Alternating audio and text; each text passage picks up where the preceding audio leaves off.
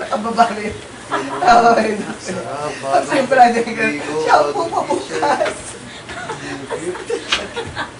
Kinagat ko yung shampoo, pumasok pa yung konti sa bibig ko. Sabi ko pagmumog. Shampoo. Kaya, hindi ko mahagilan yung shampoo. Oo, ayaw ko.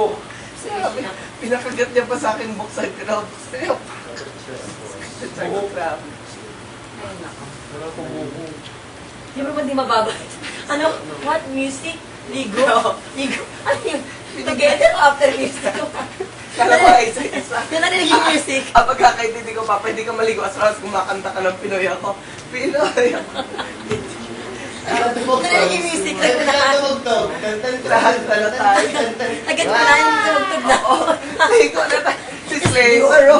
Ang naintindihan ko. Sister Andres, si Seca, no? Oo. Ang naintindihan. Siya, wait lang.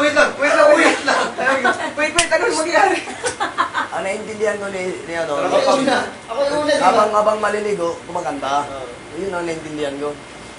Kasi nag-aano kasi si Chan, ganyan. Sabi Kaya- niya, so galing sa speaker. Ligo, ligo. Oh boy. Bahala kayo. Hindi, kailangan kumanta. Ten. Oh. Sino nagbabalong na binagawa? Bawal ba Thank you sa mga guys yung nag-post. Oo nga, salamat. Thank you, Carlos. Thank you. Ah! Oh, the rest. Nakaligo ka ba? Bale, maglagay na lang ng itlog sa buhok. Huwag naman, babaw. Bayan mo na lang. Babaw pa yun. Lalagay na yung gusto mo, tapos